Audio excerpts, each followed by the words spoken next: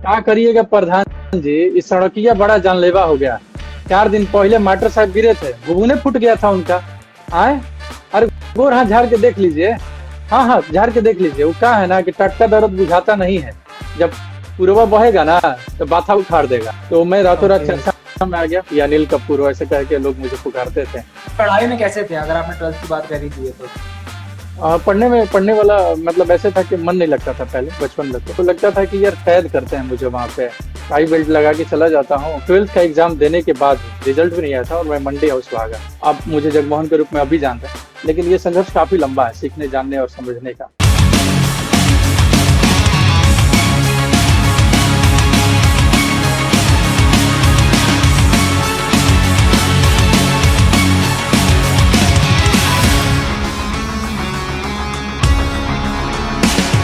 आप देख रहे हैं रेडियो बूस्ट पर ब्रेकआउट सेशन, और आज के जो हमारे गेस्ट हैं वो विशाल यादव, जिन्होंने जगमोहन का जो कैरेक्टर है पंचायत 3 में इतना बखूबी निभाया है कि जगमोहन के नारे लगने शुरू हो गए कमेंट सेक्शन में। Thank you, thank you, thank you और सो मच अंकल। बहुत बहुत स्वागत है सर आपका आज ब्रेकआउट थैंक यू। सेशन में। सर मैं एक चीज जो बहुत पर्सनली बताना चाहता हूँ आपको, आई डोंट नो, आपको पंचायत के बारे में तो काफी तारीफें आपको मिली होंगी, बट मुझे अभी पर्सनली आपके बाल बहुत अच्छे लगते हैं। अरे थैंक यू।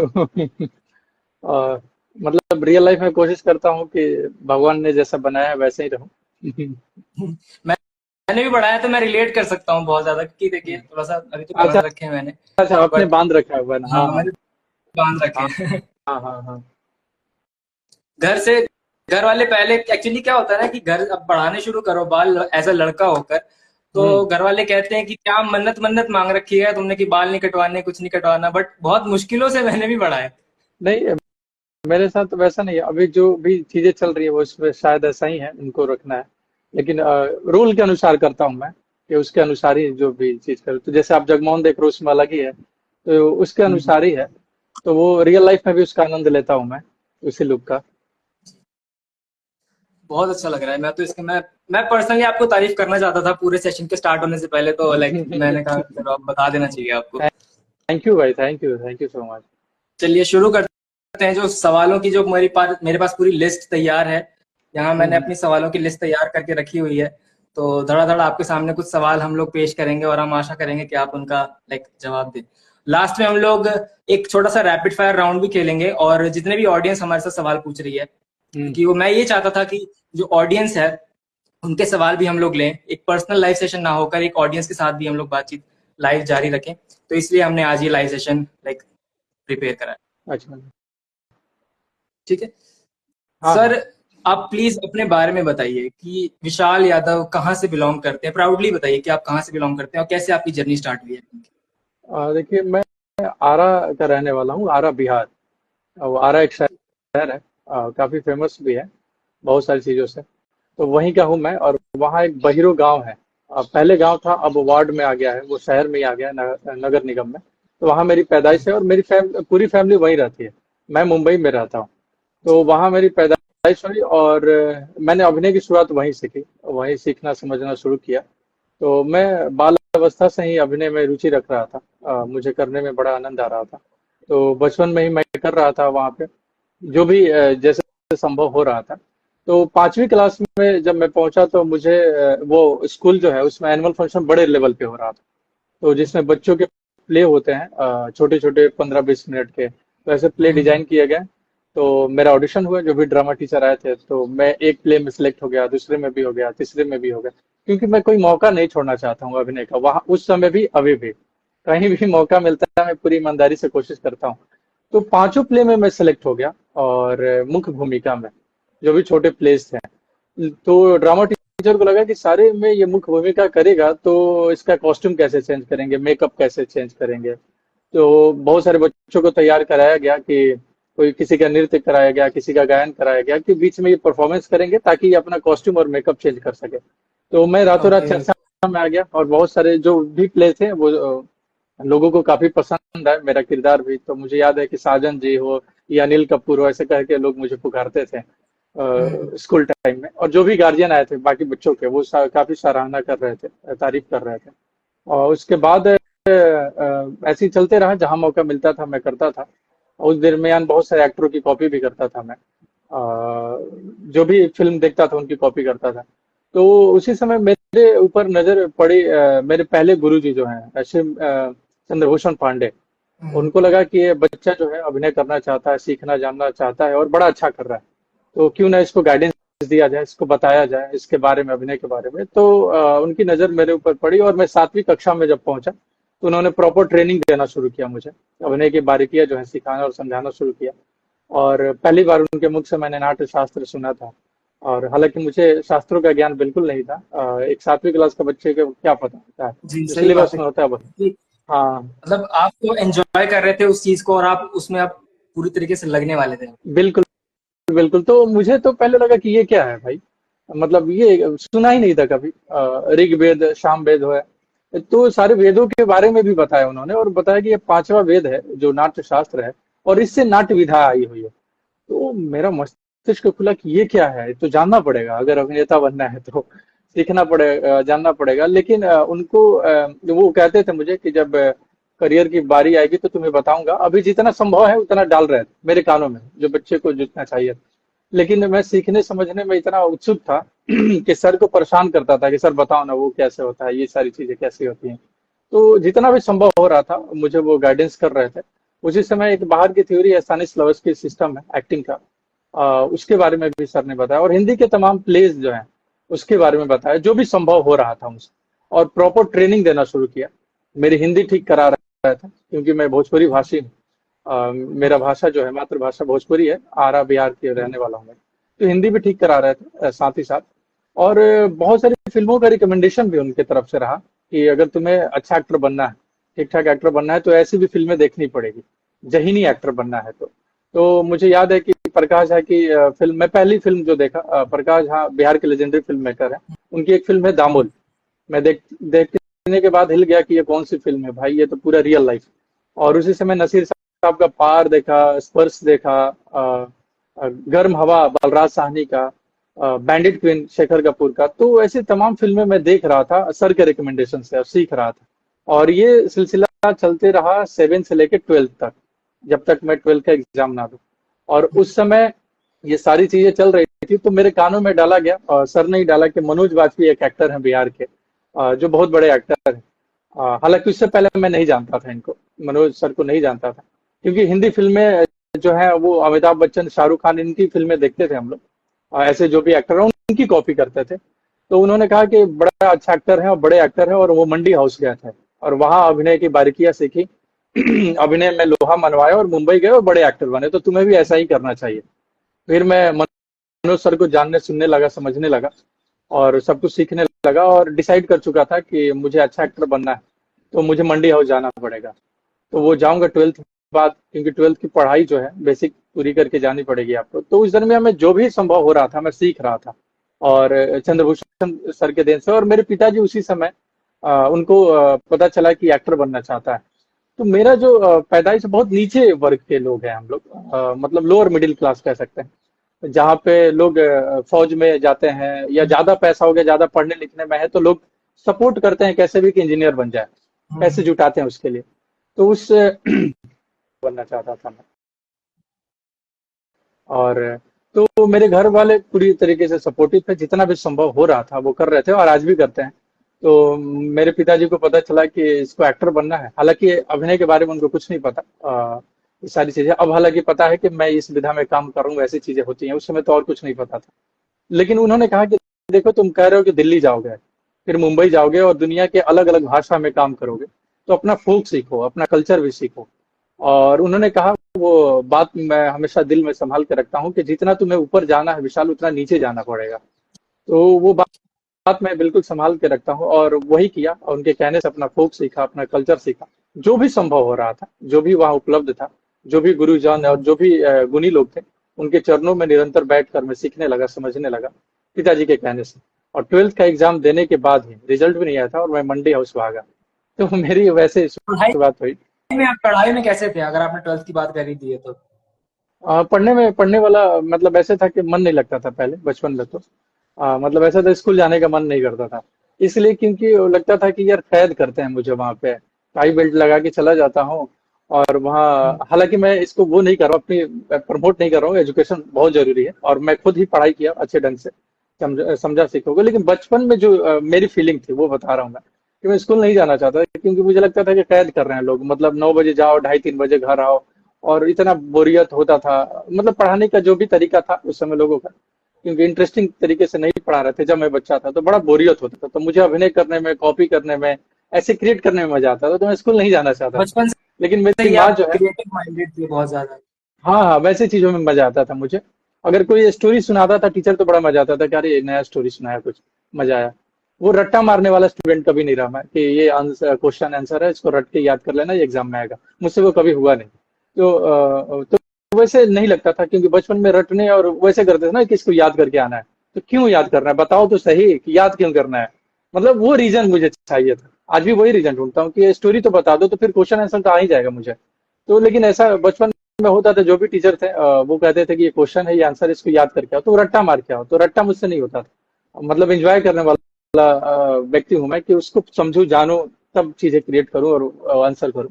तो वैसी चीजें हो रही थी, यही कारण है मुझे लगता है कि मुझे बोरियत हो रहा था और पढ़ने का मन नहीं करता था, कि टाई बेल्ट लगा के और एक जगह पे बैठ जाओ, एक ही बेंच पे, और फिर खाना खाओ, और फिर छुट्टी होगा, फिर बस पे बैठ के या जो भी गार्जियन आएंगे उनके साथ घर जाओ। लेकिन मेरी माँ जो है, हालांकि वो खुद पढ़ी लिखी बिल्कुल नहीं है, अपना नाम लिख पाती है, और उसने कहा कि जो भी इनकम है हम लोग अपना पेट काटेंगे, लेकिन अपने बच्चों को अच्छे स्कूल में पढ़ाएंगे। तो आरा के जो भी टॉप स्कूल थे हमारे भाई बहनों का, वही एडमिशन हुआ, मेरा भी हुआ। तो मैं स्कूल नहीं जाता था, और जाने के टाइम पे ही रोने लगता था कि मुझे स्कूल नहीं जाना है। और माँ का बड़ा ख्वाहिश था कि वो पढ़े, अच्छे स्कूल में एडमिशन करवाया है। जिस समाज से हम लोग आते हैं वो भी बहुत लग्जरी था कि ऐसे स्कूल में पढ़ना। तो माँ ने कहा कि नहीं नहीं, और एक दिन कहा माँ ने कि भोजपुरी बोलती है, हालांकि हिंदी बहुत कम आता है उसको। उसने कहा कि देखो, स्कूल चल जाना तो तू पीछे छूट जाइबो, सब लड़का तारा से आगे निकल जाइए सब।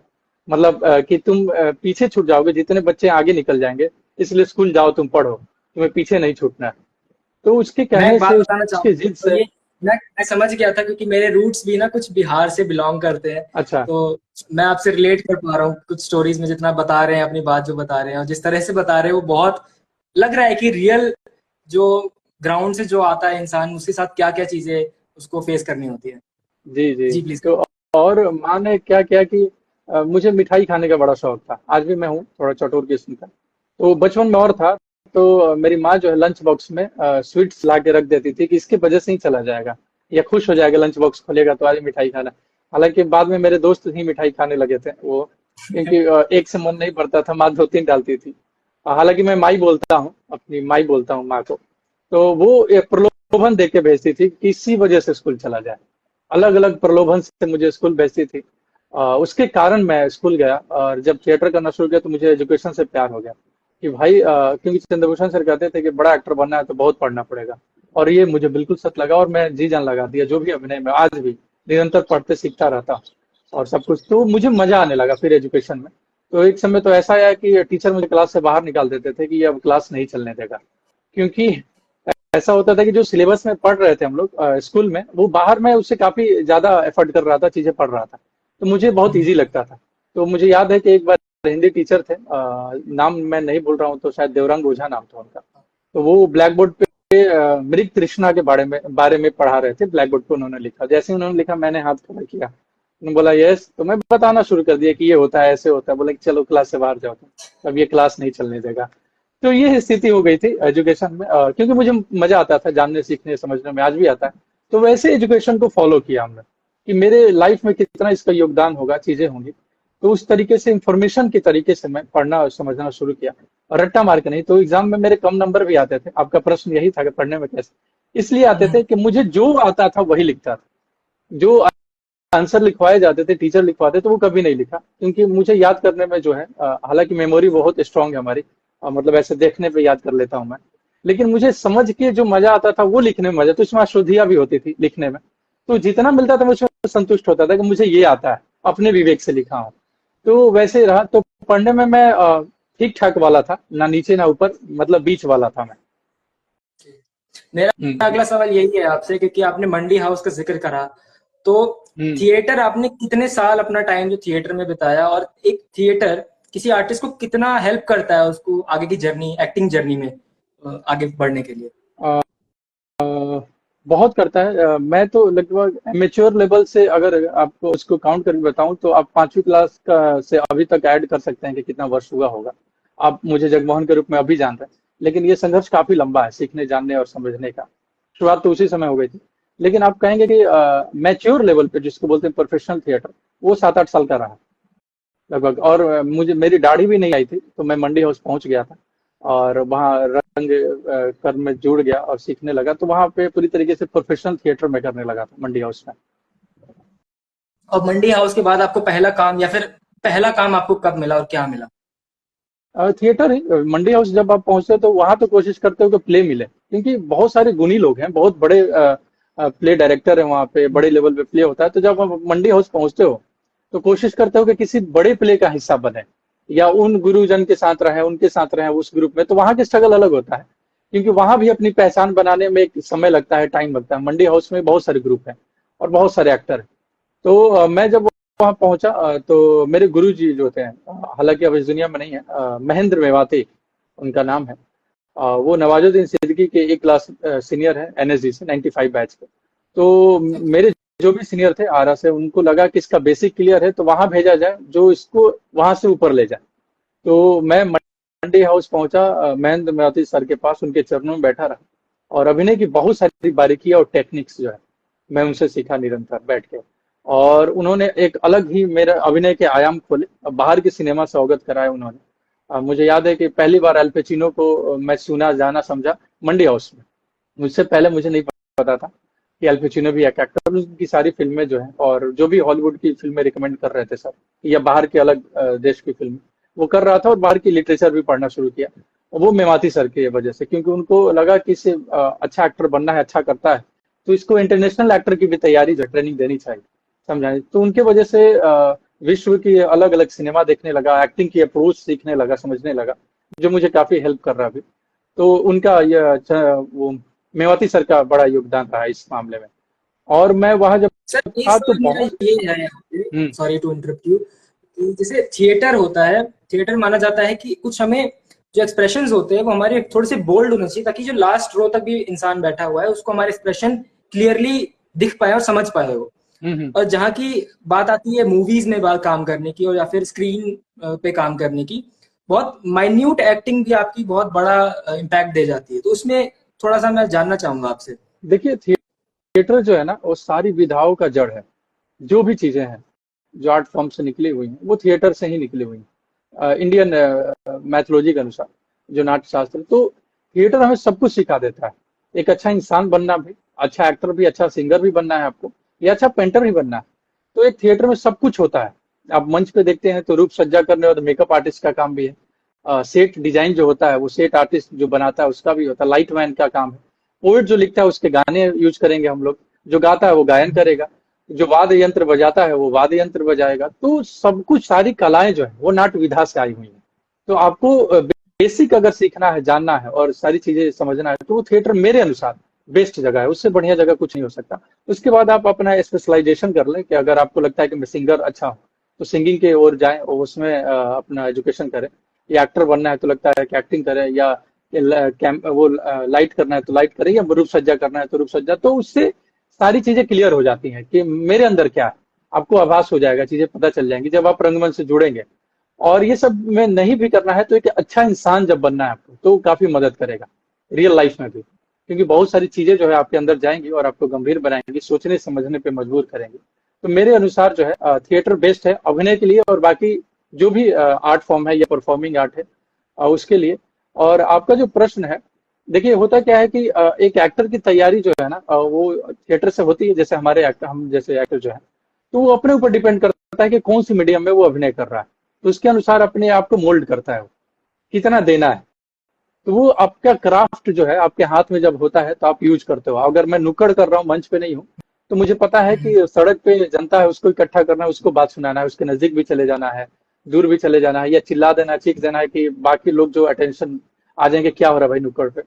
तो वो डिपेंड करता है कि एक्टर की क्राफ्ट है कि उसको कैसे मोल्ड कर रहा है, कोई भी प्लेटफॉर्म पे, किसी भी मीडियम में। तो ये जाहिर सी बात है कि जब मंच पे एक्टर अभिनय करता है तो उसकी प्रोजेक्शन है या भाव भंगिमा है या एक्सप्रेशन जो भी है, वो लास्ट रो तक पहुंचनी चाहिए, क्योंकि जो भी सुधी दर्शक हैं वो लास्ट कोने तक बैठे हैं, तो मुझे वहां तक पहुंचानी पड़ेगी अपनी अभिव्यक्ति एज ए एक्टर। तो हम कोशिश करते हैं, वो मीडियम वाला गए तो वैसे पहुंचाते हैं। सिनेमा में क्या है कि कैमरा हमारे पास होता है, पहुंचाने की कोशिश नहीं करते हैं। वो आता है हमें कैद करने के लिए, हमें रिकॉर्ड करने के लिए, एक्टर को। तो वहाँ हम अपने आप को थोड़ा कम कर लेते हैं। तो डिपेंड करता है कि आप किस मीडियम पर परफॉर्म कर रहे हो। तो आपका क्राफ्ट इसमें काम आता है कि कौन से प्लेटफॉर्म पे, कौन से मीडियम पे काम करो, तो उसके अनुसार अपनी अभिव्यक्ति जो है किरदार का रखते हो। जी। तो मुझे आप ये प्लीज ये बताइए कि आपको पंचायत में मौका किस तरह से, आपने पंचायत का जो जगमोहन का रोल है वो हासिल किया, मतलब ऑडिशन के थ्रू। कैसे आपको अपॉर्चुनिटी मिली कि जगमोहन का रोल आपको मिलेगा? नहीं, ये तो मुझे बिल्कुल नहीं पता था कि मुझे जगमोहन मिलेगा और पंचायत ही मिलेगी, क्योंकि बहुत सारे फिल्म और सीरीज में ऑडिशन में कर रहा था, बहुत सारी फिल्में, मतलब मेन स्ट्रीम फिल्में, बड़ी फिल्में जो है, और निरंतर मैं शॉर्टलिस्टेड भी हो रहा था। तो शुरुआती दिनों में खुश होता था कि बड़े एक्टरों के साथ काम करने का मौका मिलेगा, पूरी फिल्म में हूँ, इतने पैसे मिलेंगे। वो सारी चीजें जो नए एक्टर जो बिहार से निकल के छोटे से शहर से पहुंचता है, और सपना जो देखता है, वो लगता है कि अब ये साकार हो जाएगा, इस एक्टर के साथ काम करूंगा, ये तो बड़ी फिल्म है और पूरी फिल्म में रहूंगा। तो शुरुआती दिनों में शॉर्ट लिस्टेड होने लगा था मैं, लेकिन फाइनल नहीं होता था। तो एक समय आया था कि मैं बहुत निराश हो गया था, कि लग रहा है कि कोई लेना नहीं चाहता है मुझे, केवल बेस्ट ऑफ लक बोलते हैं और कोई लेना नहीं चाहता। तो हालांकि उस समय मैं छोटे छोटे काम भी कर रहा था, जो भी मुझे मौका मिल रहा था, क्योंकि मैं जानता था कि मुझे कैमरे के सामने खड़ा कर दिया जाएगा तो मैं अच्छा करूंगा, तो लोगों को लगेगा कि अच्छा एक्टर है, तो इसको रिकमेंड कर दें, कास्टिंग वाला कर दे, या को एक्टर है वो कर दें, या डायरेक्टर को ही अच्छा लग जाए तो नेक्स्ट फिल्म में जो है मेरे ऊपर ट्रस्ट करे और अच्छा रोल दे। तो मेरे लिए तो मैं अभिनेता हूँ, कहीं भी कैमरा खड़ा करे मैं परफॉर्म करूंगा, मुझे तो कैमरा चाहिए। तो उस समय जो भी मौका मिल रहा था मैं कर रहा था, लेकिन जो रोल करना था मुझे, उसमें मैं शॉर्ट लिस्टेड हो रहा था, क्योंकि मुझे पता था कि ऐसे रोल में अभिनय का जो ग्राफ है मैं दिखा पाऊंगा, ताकि लोगों को लगे कि मैं एक्टर हूँ। तो वैसे शॉर्ट लिस्टेड हो रहा था। तो ये पहला पंचायत काम है, लगभग 4.5 साल बाद मेरे झोली में आई। और लगभग 1 साल पहले की बात है। 1 साल पहले की बात है जब मैं इसका ऑडिशन किया था, और यहाँ एक कास्टिंग कंपनी है, कास्टिंग में उन लोगों ने मुझे ढूंढा और ऑडिशन किया इसलिए। तो जैसे पंचायत का आपका जब फाइनल हो गया कि आप पंचायत में सिलेक्टेड हैं, तो पंचायत ने ऑलरेडी, क्योंकि 2 सीजन आपसे पहले आपने जब ज्वाइन किया तो 2 सीजन आ चुके थे, तो हाँ। एक मेरे ख्याल से एक प्रेशर होता है कि पंचायत ने ऑलरेडी अपना लेवल सेट किया है, लोग इतना प्यार दे रहे हैं पंचायत को। ऑल्सो आपने ये भी बात मेंशन करी है, मैंने कुछ इंटरव्यूज आपके सुने हैं कि जो कुछ एक्टर्स थे जिनको आप बहुत एडमायर करते थे वो भी थे उसके अंदर। तो कितना, क्या फीलिंग थी आपकी, क्योंकि अब आप एक ऐसी जगह जा रहे हैं जो चैलेंजिंग भी है आपके लिए और बहुत लाइक अच्छी अपॉर्चुनिटी भी थी आपके लिए, तो क्या आप उस टाइम पे आपके विचार थे? देखिए, जब ऑडिशन आया तो मैं ये डिसाइड किया कि अब 100% से काम नहीं चलने वाला, क्योंकि ये बहुत बड़ी सीरीज है, और ये जो रोल है उस समय 5 एपिसोड ही चल रहा था, आगे लिखी जा रही थी। तो उस समय 2.5-3 एपिसोड का हीरो था, ये इंट्रोड्यूस हो रहा था, नया किरदार बड़े सीरीज में। तो मेरे जैसे जो एक्टर हैं, या तमाम इंस्टीट्यूशन से जो ट्रेंड एक्टर हैं, FTI हो, NSD हो, भारतीय नाट्य अकादमी हो, या MPSD हो, ऐसे बहुत सारे इंस्टीट्यूशन जहाँ से पास आउट हुए बच्चे आए हैं, और मेरे जैसे जो सभी जगह से सीखे जाने समझे हैं, वैसे में तो सब लोग दावेदारी ठोकेंगे कि ये रोल मैं करूंगा, और सब लोग ऑडिशन करेंगे। तो मुझे ये बिल्कुल अब पता था कि ये सब रोल करना चाहेंगे, तो अब 100% से काम नहीं चलेगा। मैंने डिसाइड किया कि 150 से 200% दूंगा, और जी जान लगा दूंगा, क्योंकि ये मौका नहीं जाने देना चाहता। क्योंकि मुझे पता था कि इतनी हिट सीरीज है कि मैं इसमें 2 सीन भी करूंगा तो लोग मुझे पहचान जाएंगे कि ये एक्टर था, ये सीरीज में है, हाँ, ये तो काम हो जाएगा। तो मैंने जी जान लगा दी, और मेहनत ईमानदारी से 3 राउंड ऑडिशन हुए हमारे। और जो भी है, और ये तैयारी मतलब ये है कि एक्टर की जो तैयारी अपनी हो, तो मैं, मुझे मौका चाहिए, मौके की तलाश में था, और ये मौका मेरे सामने था। तैयारी तो थी, एक्टर की बहुत सारी जो है अपनी तैयारी। तो बस एक किरदार जो मुझे पता चल गया था कि ये ही जगमोहन है, उसको लेके प्लेस कर दिया मैंने, और फिर उसको परफॉर्म किया वहां पे। तो बहुत जो है कंपटीशन था, चीजें थी। और मैं सेट पे गया तो एक असिस्टेंट ने बताया कि विशाल भाई, आपको पता है 250 से 300 लोगों ने ऑडिशन किया था इस रोल में। तो भगवान की बहुत कृपा है, और मैं लकी भी मानता हूँ, और दीपक सर का, इस सर ने मुझ पर ट्रस्ट किया और ये रोल के काबिल समझा, तो मेरा मैं इसको सवाल निभा पाऊँ। यही था जो आपने अभी भी बोल दिया हम्म। कि आप डेस्टिनी या फिर भगवान पे कितना मानते हैं? देखिए, भगवान को मैं मानता हूँ, क्योंकि वही है सारा कुछ जो रचयिता है। हम तो बस कठपुतली है उनके। और खाली समय में मुंबई में कोई होता नहीं है, भगवान ही होते हैं आपके साथ। तो आप निरंतर उनसे बात करते हो। मैं अपना पर्सनल बता सकता हूँ, मैं निरंतर बात करते रहता हूँ, हाँ ये होगा कि नहीं होगा, ये कैसे हो रहा है। तो मेरी अपनी है उनसे। तो मुझे लगता है कि आप मेहनत ईमानदारी से करते हो, फिर भगवान का होता है या अपने आपके घर वाले जो भी आपके लिए प्रेयर करते हैं, तो और चार चांद लग जाती है, चीजें जो है और आसान हो जाती है, मेरा मानना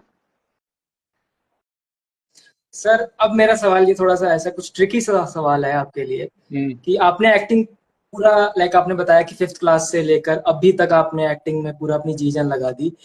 बट अगर बाय चांस अगर आप एक्टर ना होते तो विशाल यादव आज क्या होते? और वही जहाँ आरा शहर में होता तो आप सोच ही सकते, पढ़ने में ऐसा ही था, डल ही था, तो जो भी वहाँ पे खुरपाती चीजें हो रही होती वही कर रहा होता। हालांकि मेरे दिमाग में नहीं आ रहा है कि मैं क्या कर रहा होता। तो कुछ भी वही जो आरा शहर में होता वही करता। तो ऐसा एक माइंड में मेरे नहीं आ रहा कि मैं आपको उत्तर दूं। लेकिन मैं हालांकि बड़ा वो था, क्या बोलते हैं, बदमाश था, तो बदमाशी कर रहा होता कुछ, ऐसे हो सकता है। हाँ, एक प्रोफेशन नहीं आ रहा क्योंकि बाल अवस्था से मेरे माइंड में यही था, तो कोई प्रोफेशन नहीं आ रहा नाम मेरे जहन में। बदमाशी भी आपने एक शब्द अभी इस्तेमाल किया। हम्म। सो जो आपका कैरेक्टर था जो जगमोहन और जगमोहन की अम्मा, हम्म। तो जो सीन दिखाया गया उसमें कि आपने एक पूरा प्ले तैयार करा कि आपको घर चाहिए और उसके लिए आपने पूरा माहौल सेट किया कि भाई झूठ बोलना है और इस तरह से सिचुएशन क्रिएट करनी है। रियल लाइफ में आपने क्या क्या कभी कोई झूठ बोला हो, ऐसा कोई क्रिएटिव सा झूठ नहीं, जो रियल आपको लाइफ ऐसा में लगता मैं है बड़ा नहीं, अजीब वाक्य बन गया आगे चल के? झूठ तो नहीं बोला हूँ, बड़ा ऑनेस्ट रहता हूँ मैं रियल लाइफ में और अपने घर वालों से भी। क्योंकि मुझे पता है कि अपने आप को धोखा नहीं देना है, बहुत मुश्किल जगह है, बहुत सीखना है, बहुत जानना है। तो अपने प्रति ईमानदार रहूंगा तभी तो लोग मुझ पे ट्रस्ट करेंगे और मुझे काम देंगे और वो मेरी मेहनत देखेंगे कि अच्छा करता है। तो अपने पर झूठ तो नहीं बोलता मैं बड़ा कोशिश करता हूँ इस बड़े शहर में, क्योंकि बहुत सारी चीजें जो है बनावटी हैं यहाँ पे। तो मैं निरंतर कोशिश करता हूँ कि अपना सोल जो है अपना जिंदा रखूं, क्योंकि फाइनली कैमरे पे वही दिखता है। तो वो उसको प्योर रखने की कोशिश करता हूँ मैं निरंतर। तो वैसे तो नहीं हुआ घटना कि ऐसे कभी हो कि मैंने रियल लाइफ में ऐसा कुछ कर दिया। हाँ, लेकिन कैमरे के लिए बहुत सारी चीजें तैयार करके रखा हूँ, जो लगेगा कि नहीं रियल लाइफ में भी ऐसा करता होगा। तो वैसे मुझे अभी याद नहीं आ रहा है कि मैंने ऐसा कुछ किया होगा।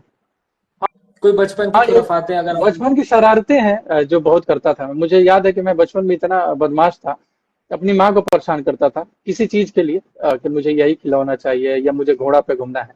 सिनेमा का प्रभाव था तो मुझे घोड़ा पे भी घूमना होता था। तो मेरे मोहल्ले में एक भैया थे, उनके पास घोड़ा था। तो मैं एक फिल्म देखा तो मुझे लगा कि यार मैं भी घोड़ा पे घूमूंगा।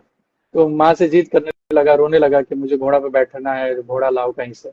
तो माँ ने बड़ा आग्रह से कहा भैया जो भी थे मोहल्ले में कि भाई इनको थोड़ा बैठाओ। तो मैं बैठ के मुझे बैठा के एक राउंड उन्होंने मेरी जिद को ठीक करने के, भाई जिद्दी है, बैठना चाहता है, रो रहा है, तो उन्होंने घुमाया और मैं दिमाग में उस फिल्म का इम्पैक्ट था। तो मैं वो घोड़े पे बैठ के ऐसे आगे उनके बैठ के घुमा। तो ऐसे ऐसी चीजों के लिए माँ को बहुत परेशान करता था। तो उस समय होता क्या था ना कि मैं इतना जिद्दी था, आज भी हूँ, लेकिन वो चीजें बदल गई हैं कि मुझे अभी चाहिए क्या, उसके अनुसार जिद्दी हूँ। तो उस समय मैं जब जिद करता था तो मेरे उम्र के जितने भी बच्चे थे उनके गार्जियन जो थे रूम में बंद कर देते थे सबको। ये कहते थे कि बाहर रहेगा तो इसी के जैसा बदमाश हो जाएगा, इतने मेरा बेटा खराब हो जाएगा। तो भोजपुरी में लोग कहते थे कि हम कि परछिया पड़ जाइए करे थे, हमारो बेटा तने खराब हो जाए। तो उन लोग को जो है रूम में बंद कर देते थे जब मैं बदमाशी करता था, कि मेरा बेटा ऐसा ना हो, इतना बिगड़ल ना हो, इतना खराब ना हो। तो ये भी था मेरे समाज में, मुझसे लोग जो अपने बच्चों को छुपाते थे मेरी बदमाशी देखकर, इस लेवल का बदमाश था मैं। अब मैं चाहूंगा जैसे हमारा जो सवालों की थोड़ी सी लिस्ट थी वो पूरी हो चुकी है, तो बीच में इस सवालों को लिस्ट को ब्रेक करने के लिए जो अब रैपिड फायर राउंड जो मैंने बताया था कि हम लोग खेलने जा रहे हैं, तो सवालों की लिस्ट मेरे पास रैपिड फायर राउंड की लिस्ट मेरे पास सामने रखी है। तो कुछ सवाल सवाल जो होंगे आपको वो फटाफट उसके जवाब देने होंगे, ठीक है? जो रिसेंट आपने कोई मूवी या वेब सीरीज अभी हाल ही में देखी हो और एंजॉय करी हो बहुत? हाल ही में नहीं देखी भाई, टाइम नहीं मिला। नहीं देखी? मतलब 1 डेढ़ महीने से कोई कंज्यूम नहीं किया कोई चीज। हालांकि किताब पढ़ रहा ओके। हूँ मैं। हाँ, सुबह में टाइम मिल रहा तो किताब पढ़ रहा हूँ। ओके, फेवरेट मूवी आपकी कौन सी है? बहुत सारी है, नाम लूंगा तो वो समय बहुत लगेगा, तो जो भी याद आ रहा है वो बता रहा हूँ मैं आपको। बिल्कुल। सत्या भी मुझे पसंद है, बैंडिट क्वीन पसंद है, हम्म। ये पार पसंद है, स्पर्श पसंद है, ये बहुत सारी फिल्में हैं, एक डॉक्टर की मौत पसंद है, गॉड फादर पसंद है। बहुत सारी फिल्में हैं, तो नाम लूंगा तो काफी समय लगेगा। जी। ठीक है, अगले सवाल पे आते हैं। ऐसा कौन सा रोल है आगे चल के लाइफ में, हालांकि मैं आपकी एक्टिंग पर डाउट नहीं करता, बट ऐसा कौन सा रोल है कि जो आप आगे चल के नहीं करना चाहेंगे? नहीं नहीं, मेरे लिस्ट में नहीं है, क्योंकि मैं मेरा मानना है कि एक अभिनेता सब कुछ करता है। जो भी हो वो अभिनय का पार्ट है। अच्छा खराब ऑडियंस डिसाइड करती है, लेकिन एक अभिनय का पार्ट जो है वो मैं सब कुछ करना चाहता हूँ, जो जो अभिनेता करता है। और ऐसा कौन सा डायरेक्टर है जिसके साथ आगे चल के आप काम करना चाहेंगे? बहुत सारे हैं। अनुराग कश्यप हैं, संजय लीला भंसाली हैं, बहुत सारे नाम लूंगा तो इसमें भी वही हो जाएगा। और हार्डकोर कमर्शियल फिल्म भी करना चाहता हूँ मैं, करण सर भी कहें, करण जौहर सर, उनके साथ भी, क्योंकि अपनी तैयारी जो है सब तरीके की सिनेमा की है। किसी भी कहीं भी अपने आप को फिट कर सकता हूँ मैं, और सारी चीजें कर सकता हूँ। राजकुमार हिरानी सर के साथ मौका मिले तो जीवन धन्य हो जाएगा। उनके साथ का अमिताभ बच्चन सर के साथ कोई फिल्म मिले तो मजा आ जाए। तो ऐसे बहुत सारे मेकर हैं और एक्टर हैं जिनके साथ मैं काम करना चाहता हूँ। एक डिसाइड कोई करना एक्ट्रेस मुश्किल है, के तो उसके साथ लिए आप माफी काम करना चाहूंगा मैं। चाहते हैं? जी। किसी एक्ट्रेस के साथ काम करना चाहते हैं? एक्ट्रेस, शबाना मैम के साथ मौका मिले तो मैं करूंगा, क्योंकि बहुत कुछ सीखना, उनसे जानना है। समय तब्बू तब्बू मैम के साथ मौका मिले तो मैं करूंगा। और बहुत सारे हैं। अभी अगर आप मृणाल ठाकुर के साथ मौका मिले तो मुझे बहुत मजा आएगा। तो वैसे बहुत सारे हैं। अभिनय के दृष्टिकोण से मुझे सबसे पहले मौका मिले तो शबाना मैम के साथ मिले तो मुझे बहुत मजा आएगा, क्योंकि उनकी बहुत सारी फिल्में देखा है, मेरे ऊपर इम्पैक्ट है उनका। पंचायत का कौन सा कैरेक्टर जो आपका फेवरेट है? सारे हैं। मैं मुझे मेन पार्ट बना दीजिए तो और मजा है, लेकिन जगमोहन है वो उससे ज्यादा प्यार है। और ये है कि मुझे ये इस स्टोरी से इतना प्यार है कि मुझे ब्लैंक स्पेस में भी खड़ा कर देंगे तो मेरे पास इतना मटेरियल है ऐसे स्टोरी के लिए कि मैं कुछ क्रिएट कर दूंगा, तो इतना प्यार है। तो अभी तो फिलहाल जगमोहन भी अच्छा लग रहा है मुझे, काफी मजा आ रहा है करने में। अगर तो आपको कोई किसी अगर आपको जगमोहन, हालांकि आपने कहा जगमोहन से बहुत प्यार है आपको, बट अगर कोई और कैरेक्टर आप करना चाहते हो तो किसको निभाते हैं? बहुत सारे किरदार हैं यार। अगर मेरी उम्र होता तो मैं प्रधान जी वाला जो रघुवीर यादव सर करते हैं वो भी करता, क्योंकि बहुत मजा आता मुझे करने में। और हालांकि मुझे मेरे पास बहुत मटेरियल है वैसे किरदारों के लिए। सचिव जी बनाया जाता तो भी मजा आता, बनराकस करने में मजा आता, क्योंकि बहुत सारे मटेरियल हैं। तो मैं तो वो ललचता हूँ कि भाई ऐसे रोल दिया जाए तो मजा आए करने में। बहुत सारी मटेरियल है, तो कोई भी रोल दिया जाता मैं मतलब जी जान से अपना जो भी है मेरे पास उसके साथ करता मैं। हालांकि ये स्टोरी में मुझे खाली स्पेस में कैमरा लगा के भी खड़ा किया जाएगा तो मैं कुछ ना कुछ क्रिएट कर दूंगा जिसमें मजा आएगा लोगों को। अगला सवाल जिसका रैपिड फायर राउंड का, जो जिसको आपको बहुत फटाफट जवाब देना है, कि प्रधान जी को गोली किसने मारी? ये मुझे नहीं पता, इसके लिए फोर्थ सीजन देखना है आपको। तो आप हैं फोर्थ सीजन में, प्लीज बताइए। इतना बताता हूँ, गांव का आदमी है तो रहेगा ही। और जरूर रहेगा, गांव का आदमी है और सारी चीजें हैं, उसी गांव का है, फुलेरा का। तो है, आगे का एग्रीमेंट है हमारे साथ। एक एक चीज मेरे को पंचायत की मैं तारीफ करना चाहूंगा, मतलब हर कैरेक्टर की, जितने भी एक्टर्स जिन्होंने काम किया पंचायत में, कि कहीं पे भी एक ऐसी फीलिंग नहीं है कि किसी ने अपना रोल निभाया, एज इन ऐसा लग रहा है कि वो रोल जीता जागता कोई इंसान है जो वैसा ही है। जैसे जगमोहन, ऐसा लगता है कि कोई रियल कैरेक्टर है जैसे आपने निभाया। और मैं इसमें कास्टिंग टीम की और डायरेक्टर सर की, जो भी, मैं पूरे पंचायत की पूरी टीम की अप्रिसिएशन करना चाहता हूँ कि वो कहीं पे भी फेक नहीं लगा मुझे, कि किसी ने अपना एक्टिंग शो करी हो। बिल्कुल बिल्कुल। ये मुझे बहुत अच्छा लगा। इनफैक्ट जो, जैसे आपका रोल हो गया, जगमोहन की अम्मा का रोल हो गया, बनराकस वाला रोल में जो लगा, बहुत सारे रोल ऐसे हैं जो मतलब पर्टिकुलरली, मतलब ऐसा लगता है कि कहीं कोई गांव का ही आदमी था जिसको बता दिया गया है कि तुम्हें ऐसा करना है भाई, वो उसने करके परफॉर्म करके छोड़ दिया रोल। ये सेम बात जो है, रिलीज के 2-3 दिन बाद मेरे एक सीनियर एक्टर है, बहुत उम्दा एक्टर है और काफी नोन भी है। तो मैं रास्ते में ही था, किसी फैन से बात कर रहा था फोन पे, तो वो गाड़ी रोके और उनकी पहली लाइन यही थी कि विशाल मुझे लगा ही नहीं कि तुम एक्टिंग कर रहे हो, लगा कि किसी वहीं के बंदे को उठा के प्लेस कर दिया गया। तो इतना रियल अप्रोचिंग कैसे रहा, क्योंकि तुम्हारा रियल लाइफ अलग है, सारी चीजें अलग है। तो मैं तो चकित रह गया भाई, और रात भर से मुझे नींद नहीं आ रही कि अप्रोच कैसे किया। तो एक एक्टर जब आपकी तारीफ करता है जो इसी प्रोफेशन में है, इसी विधा को जानता है, तो और बड़ी बात हो जाती है एक एक्टर के लिए। तो ये सारी चीजें जो है तो बड़ा खुशी मिल रहा है। और बाकी सारे लोग जो है, और क्योंकि इतनी अच्छी स्क्रिप्ट है, इतने कमाल के लोग हैं, डायरेक्टर राइटर सर हैं चंद्र कुमार, कमाल की राइटिंग है उनकी, और इतने अच्छे अच्छे एक्टर हैं, तो सब मिला जुला के अच्छा परफॉर्मेंस जो है निकल के आ रहा है, तो बड़ा अच्छा लग रहा है। आप खाली टाइम में क्या करते हैं? खाली टाइम में पढ़ने का शौक है, पढ़ता हूँ जब मौका मिलता है, और काम ढूंढता हूँ कि अच्छे स्क्रिप्ट का हिस्सा बनना है मुझे। हाँ, ये सच्चाई है, क्योंकि स्क्रिप्ट है तभी तो मैं कर पाऊंगा, क्योंकि तो अच्छे स्क्रिप्ट मिले तो मेरे अभिनय को और ऊपर ले जाए, जो मैं चाहता हूँ, तो वो स्क्रिप्ट कर सकता है। तो तलाश है, चीजें हैं कि अच्छी अच्छी, हालांकि मेरे पास आ रही हैं बहुत सारे, अभी स्क्रिप्ट सुन रहा हूँ, तो उसमें थोड़ा समय लग रहा है कि कब कैसे कौन सा रोल डिसाइड किया जाए। तो अच्छी स्क्रिप्ट की तलाश में रहता हूँ, और पढ़ता हूँ, और रियल लाइफ में भी पढ़ने की कोशिश करता हूँ, लोगों से मिलता हूँ, उनके बारे में जानना मुझे पसंद है, और उनके अभिव्यक्ति के बारे में जानना समझना बहुत पसंद है, तो वैसी सारी चीजें करता हूँ। किसको एडमायर करते हैं सर आप, अपनी जो जर्नी है जिसका आप लाइक आप दिखते हैं जिस तरह से आपका ऑरा है, तो क्या लगता है कि आपको किसने मतलब इतना जो आपका आपके ऊपर प्रभाव पड़ा है, वो किस इंसान का प्रभाव पड़ा है कि जो आप आपका नेचर इस तरह से है? मुझे लगता है मैं मिक्सर हूँ बहुत सारे लोगों का। मतलब प्रभाव जो है मिक्सर है, एक व्यक्ति विशेष का बहुत ज्यादा प्रभाव नहीं रहा, बहुत सारे लोगों का रहा, लेकिन पहला जो है मनोज वाजपेयी सर का रहा, क्योंकि मेरे कानों में डाला गया था कि ये मनोज सर है। तो फिर मैं वो हो गया कि भाई ये तो बड़े कमाल के एक्टर है, उनको देखना जानना समझना शुरू किया था। उससे पहले लेकिन अमिताभ बच्चन सर का था, मिथुन का, आज भी है। मतलब कहीं मौका मिलता है तो मैं उनको ऐसे कर देता हूँ। तो ऐसे बहुत, बलराज साहनी का, दिलीप कुमार साहब का, तो वैसे जो भी फिल्में आ रही थी मैं देख रहा था।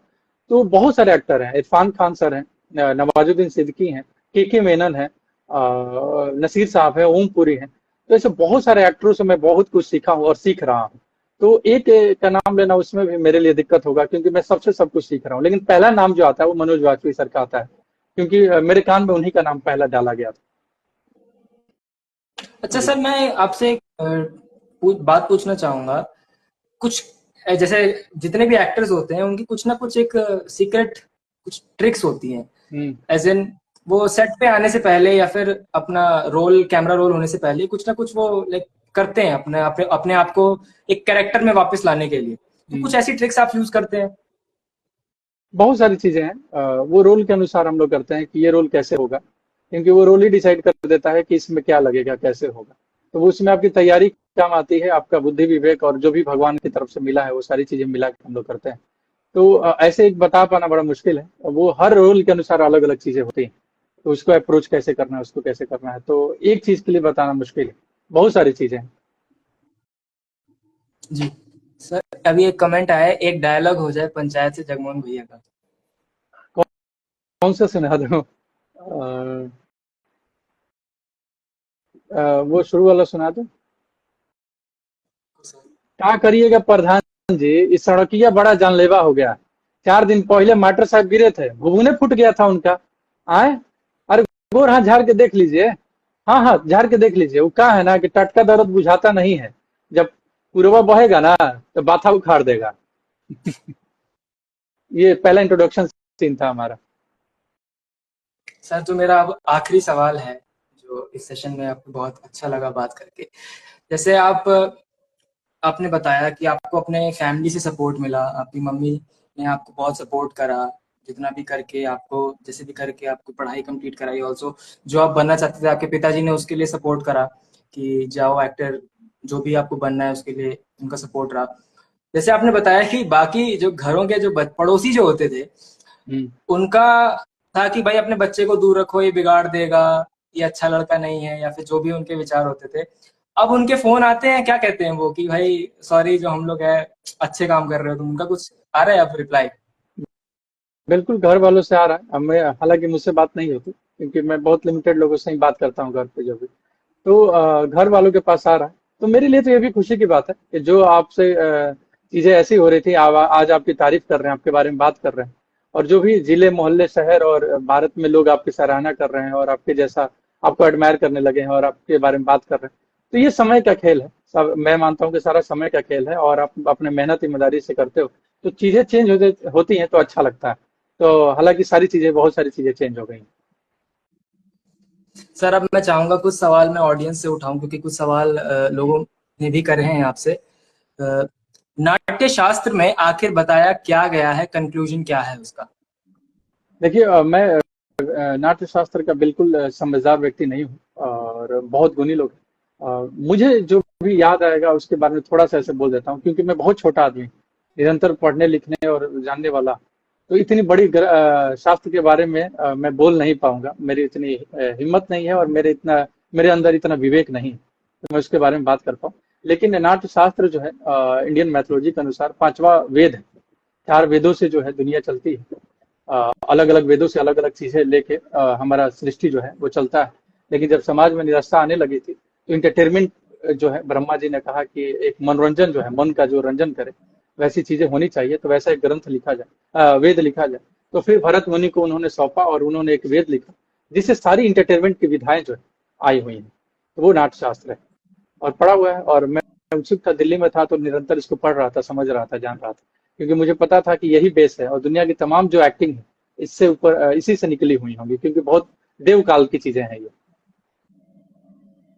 एक सवाल और मेरे को बहुत अच्छा लग रहा है कि मंडी हाउस में कैसा रहा सब कुछ, मेमोरीज और देखिए मंडी हाउस में बड़ा क्योंकि मेरे हिसाब से और जो भी लोग मुझे गाइड किए थे बड़ा सही जगह भेजे थे, क्योंकि सीखने समझने के लिए एक एक्टर के लिए मंडी हाउस से बेस्ट जगह नहीं, क्योंकि सारी चीजें वहीं उपलब्ध है। आप मंडी हाउस सर्कल के आसपास घूमते हो तो संगीत नाटक अकादमी है, वहाँ उसका पुस्तकालय है, हिंदी का वो भी है, और बहुत सारी चीजें हैं, मेघदूत थिएटर है, कमानी है। तो कमानी में मैं तुम निरंतर ऐसे लेजेंड लोगों को सुना, जाना, समझा, जो मुझे काफी सपोर्ट मिला समझ में। मैं गिरजा देवी को, लेट गिरजा देवी जो है, उनको वहां निरंतर सुनते रहता था जब भी उनका प्रोग्राम होता था। बिरजू महाराज जो है, उनको मैं सुनता था। और ये राजन साजन मिश्रा है, उनको सुनता था। बहुत सारे लोगों को देखना समझने का जो मौका था वो मंडी हाउस में ही था, एक ही जगह। और बहुत सारे जो वाद्य यंत्र वाले थे या बहुत सारे जो पोएट थे, तो बहुत सारे लोग जो वहीं आते थे और सारी चीजें जो है भारत के जो सरकार है, इंडियन गवर्नमेंट है, वो कराती है वहां पे। तो कम पैसे में, कम चीज में वहां आप सारी चीजें जो है निरंतर उस आभा मंडल से सीख सकते हैं। तो मैं बहुत कुछ सीखा, मतलब मैं बता नहीं सकता, बहुत कुछ इकट्ठा किया मैं वहां से। और जिन लोगों को ऐसे देखता था उनको लाइव देखा, सुना, समझा, सीखा नजदीक से, उनको स्पर्श कर पाया। मुझे आज भी याद है कि बिरजू महाराज मेरे ऐसे पीठ पे हाथ रखा था उन्होंने, तो वो स्पर्श याद है। एक शो देखने गया था उनका, वसंत ऋतु में प्रोग्राम होता है, तो वो खुद ही लास्ट दिन परफॉर्म कर रहे थे और मैं उनसे मिलने गया था, तो उन्होंने मुझे एक कैलेंडर दिया और पीठ थपथपाए, बोला अच्छा करते हो, अच्छा कर रहे हो। तो उनका आशीर्वाद रहा। तो मेरा जीवन तो धन्य है कि वैसे व्यक्ति से मैं मिला। वो सारा चीज संभव हो रहा था मंडी हाउस में। तो बहुत सारी चीजें जो है वहाँ सीखने समझने को मिलता है, तो बहुत सारी चीजें सीखा हूँ। बहुत बहुत धन्यवाद सर, आपने जो जितने भी मेरे सवालों की जो पूरी कड़ी थी उसको सुलझाया और अपने बारे में बताया जनता को। सर आपका ऑरा मैं बताना चाहूंगा, मुझे बहुत अच्छा लगता है आपसे बात करके। जैसे मेरी पर्सनली भी आपसे बात हुई कॉल पे, आपने जैसे जिस तरह से आप भाई करके मुझे बुलाते हैं, मुझे बहुत अच्छा फील होता है। ऐसा लगता है कि कोई अपना, मुझे मेरा बड़ा भाई ही है कोई जो मेरे से बात कर रहा है। और सर जो आप, मैं चाहूंगा कि आप आगे चल के और भी अच्छे अच्छे काम करें ताकि हम आपको एडमायर कर सके और हम आपसे सीख सके। हालांकि एक सवाल मेरा और आखिर में ये रहेगा कि आप जो भी जितने भी छोटे कलाकार हैं जो आपके जैसा आपको एडमायर करते हैं, आप चाहते हैं कि मैं विशाल यादव जैसा काम कर सकूं, विशाल यादव जैसा बन सकूं, तो आप उनको क्या एक छोटी सी एडवाइस देना चाहेंगे जिंदगी के लिए? प्लीज आप बताइए। देखिए वही है, फिर मैं कहूँगा कि मैं बहुत छोटा आदमी हूँ और मैं विद्यार्थी हूँ हर चीज का। तो मैं सीखने समझने वाला आदमी हूँ और निरंतर सीख रहा हूँ, जान रहा हूँ। तो यही कहूंगा कि मेरे बुद्धि विवेक से जो मुझे अभी समझ में आ रहा है कि आप कोई भी प्रोफेशन में जाना चाहते हैं, कोई भी विधा में काम करना चाहते हैं, पहले उसको सीखें, जाने, समझें उस विधा को, फिर उस प्रोफेशन में जाएं और काम करें। तो सीखना बहुत जरूरी है और सीखने समझने के बाद आपकी हिम्मत और ईमानदारी काम आती है। वो उसके बाद प्लस पॉइंट होता है। तो जब सीख जाए, समझ जाए, आपको लगे कि मैं काबिल हो गया हूँ और चीजें करनी चाहिए, तो उसके बाद आपकी मेहनत और ईमानदारी काम आएगी। और फिर उसको लगाएं तो वो चार चांदे हो जाएंगे, चार चांद लग जाएंगे उसमें। और फिर अपना जो काम है वो अच्छे ढंग से आप कर पाएंगे। और सीखने सर समझने का एक और है कि जी, प्लीज प्लीज बताइए। हाँ एक और है जो मैं हमेशा फॉलो करता हूँ। मेरे गुरुजी जो है महेंद्र मेवाती, वो कहते थे कि देखो मैं टीचर तो हूँ ही तुम्हारा, तो मैं लिमिटेड समय के लिए तुम्हारे सामने खड़ा रहता हूँ। तो मेरे डर से, मेरे समझ से जो भी तुम चीजें करते हो तो वो तो ठीक है, लेकिन तुम अपना पहले खुद का टीचर बन जाओ और अपना थर्ड आई जो है खुद पे रखो। क्योंकि तुम अपने आप के जब टीचर बन जाओगे, खुद के टीचर बन जाओगे, तो दुनिया की कोई ताकत तुम्हें हरा नहीं पाएगी, क्योंकि तुम अपने आप से चीट नहीं कर पाओगे। तो सारी गलतियां जो है अपने आप से छुपा नहीं पाओगे, तो उस पर काम करोगे, सीखोगे, जानोगे। तो मैं इसको फॉलो करता हूँ और तो यही बता पाऊंगा मैं। जी। सर हमारे एक बॉस, हमारे जो बॉस हैं वो एक शायरी कहा करते हैं, उन्हीं की लिखी हुई शायरी मैं आपके सामने बोलना चाहूंगा कि जो जो व्यक्ति तुमसे झुक कर मिला होगा, यकीनन उसका कद तुमसे बड़ा होगा। अरे बहुत उम्दा। सर आपने जितना भी बताया कि मतलब मुझे बहुत अच्छा लगता है कि आप जो कहते हैं कि मेरे अंदर एक लर्निंग वाली जो एक एबिलिटी है, या फिर कह सकते हैं कि मेरे अंदर एक इच्छा रहती है हमेशा कि मैं जितना सीख सकूं किसी इंसान से सीखूं। और मैं भी यही मैं कहता हूं कि सर मैंने भी आपसे बहुत कुछ, छोटे से जितना भी हमारी बातचीत हो पाई, मैं चाहता हूं कि उससे मैं जिंदगी भर याद रख सकूं और जितना कुछ सीख सकूं उससे। क्योंकि सर आपका ऑरा मुझे बहुत अच्छा लगा, आपसे बात करके बहुत मजा आया। और आई गेस जितने भी लोग हमारे साथ जुड़े हैं वो भी अपने अपने व्यूज रख रहे हैं। Sir a great conversation, thank you so much, आप थैंक यू। आज जुड़े। मैं एक बात छोड़ ऑडियंस को बताना चाहूंगा कि हमारी मुलाकात आज, मतलब आज तो नहीं, एज इन हमारी मुलाकात हो सकती थी, पॉसिबिलिटी थी, बन रही थी कि हम लोग, सर ने कहा था कि आप बताएं तो मैं आ सकूं, बट वो नहीं हो पाया। उसका रीजन ये भी था सर कि मैं चाहता था कि लोग हमसे जुड़ पाए साथ के साथ। जैसे मैंने सवाल कुछ लोगों के उठाए, क्योंकि कई बार होता है वो आपसे डायरेक्टली सवाल नहीं कर पाते हैं, आपसे मैसेज तो करते हैं, बट आप अब नहीं सीन कर पा रहे हैं, नहीं पहुंच पा रहे हैं उन लोगों तक, अब उन पर्सनली नहीं पहुंच पा रहे हैं। तो एक जरिया था कि हम एक लाइव प्रिपेयर करें और जो भी सवाल हैं वो अपने व्यूज है वो साथ ही साथ आपके सामने रख सकें। थैंक यू सो मच, बहुत अच्छा लगा सर आपसे बात करके आज। थैंक यू संकल्प, मुझे भी बहुत अच्छा लगा भाई बात करके। Thank you so much.